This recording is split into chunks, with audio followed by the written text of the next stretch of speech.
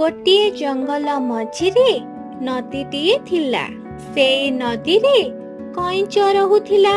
ନଦୀ ପାଖ ଗଛରେ ଗୋଟିଏ କାଉ ରହୁଥିଲା।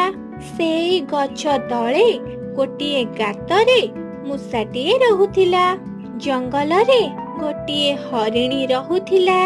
କଇଁଛ, ମୂଷା, କାଉ ଓ ହରିଣୀ ବହୁତ ଭଲ ସାଙ୍ଗ ଥିଲେ। ସବୁବେଳେ ସନ୍ଧ୍ୟା ବେଳେ ସେଇ 4 ଜଣ ନଦୀ ପାଖକୁ ଯାଉଥିଲେ। ହରିଣୀ, ଆଜି କଣ ତୋର ଆସିବା ଡେରି ହେଲା? ଆରେ ସାଙ୍ଗ, ଘାସ ଖାଇ ଆସିବା ବେଳକୁ ଡେରି ହେଇଗଲା। ସାଙ୍ଗମାନେ, ଆଜି ଆମେ କିଛି ନୂଆ ଖେଳ ଖେଳିବା। ଏମିତି ସମସ୍ତେ ବହୁତ କଥା ହେଉଥିଲେ ଆଉ ବହୁତ ନୂଆ ନୂଆ ସୁନ୍ଦର ସୁନ୍ଦର ଖେଳ ଖେଳୁଥିଲେ। ଦିନେ ସନ୍ଧ୍ୟା ବେଳେ କଇଁଛ, କାଉ ଓ ମୂଷା ନଦୀ ପାଖକୁ ଆସିଲେ। କିନ୍ତୁ ହରିଣୀ ନଦୀ ପାଖକୁ ଆସିନଥିଲା। ବହୁତ ସମୟ ସେଇ 3 ଜଣ ଅପେକ୍ଷା କରିଲେ, କିନ୍ତୁ ହରିଣୀଟି ଆସିଲା ନାହିଁ। କାଉଟି ହରିଣୀର ଡେରି ଦେଖି କହିଲା, ମୁଁ ଦେଖି ଆସେ ହରିଣୀ କୁଆଡେ ଗଲା। ଏମିତି କହି କାଉଟି ଜଙ୍ଗଲ ଆଡକୁ ଉଡିଗଲା। ଜଙ୍ଗଲର ସବୁଆଡେ ବୁଲି ଦେଖିଲା।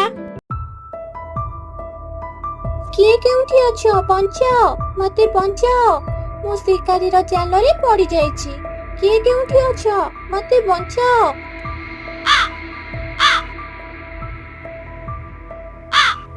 ଆରେ, ଏମିତି କଣ ଶୁଭୁଛି? ଏଇ ତ ହରିଣୀର ଶବ୍ଦ। ପାଖକୁ ଯାଇ ଦେଖେ। ଆରେ, ଏଇ ତ ହରିଣୀ।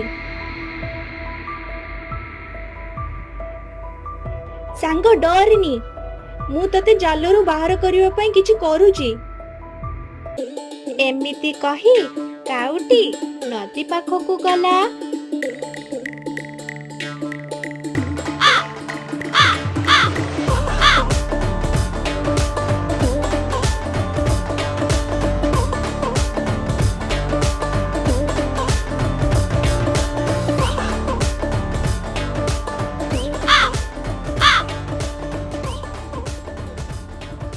ସାଙ୍ଗ ସାଙ୍ଗ, ଚିନ୍ତା କରିନି।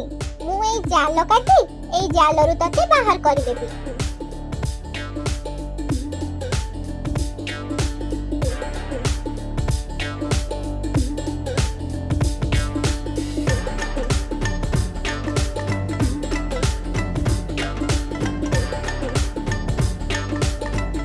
ହରିଣୀକୁ ଶିକାରୀ ଜାଲରୁ ବାହାର କରି 4 ସାଙ୍ଗ ବହୁତ ଖୁସି ହେଲେ ଆଉ ନଦୀ ପାଖକୁ ଯିବାକୁ ବାହାରିଲେ। ସେତେବେଳେ ଶିକାରୀ ସେଠାକୁ ଆସିଲା। ଶିକାରୀକୁ ଦେଖି କାଉ ଗଛ ଉପରକୁ ଉଡ଼ିଗଲା। ହରିଣୀ ଦୌଡ଼ି ଜଙ୍ଗଲ ଭିତରକୁ ଚାଲିଗଲା। ମୂଷାଟି ଦୌଡ଼ି ଦୌଡ଼ି ଗଛ ତଳେ ଗୋଟିଏ ଗାତ ପାଖକୁ ପଳାଇଲା। କଇଁଛଟି ଜଲ୍ଦି ଜଲ୍ଦି ଦୌଡ଼ି ପାରିଲା ନାହିଁ। ସେ ସେଠି ମୁଣ୍ଡ ଲୁଚାଇ ରହିଗଲା। ଶିକାରୀଟି କଇଁଛକୁ ଆସି ଦେଖିଲା। କଇଁଛଟିକୁ ଧରି ନେଲା ଆଉ ଗୋଟିଏ ବସ୍ତାରେ ପୂରାଇ ଦେଲା। 3 ସାଙ୍ଗ ଦେଖି ଚିନ୍ତା କରିଲେ କଇଁଛକୁ କେମିତି ଶିକାରୀ ଠାରୁ ରକ୍ଷା କରିବେ। ସେହି 3 ସାଙ୍ଗ ମିଶି ଗୋଟିଏ ଉପାୟ କରିଲେ। ହଠାତ୍ ହରିଣୀ ଶିକାରୀ ଆଗକୁ ଆସିଗଲା। ହରିଣୀଟି ଦେଖିବାକୁ ବହୁତ ସୁନ୍ଦର ଥିଲା। ଶିକାରୀ ହରିଣୀକୁ ଦେଖି ତାକୁ ଧରିବା ପାଇଁ ବସ୍ତାଟିକୁ ତଳେ ରଖିଦେଇ ହରିଣୀ ପଛରେ ଦୌଡ଼ିଲା।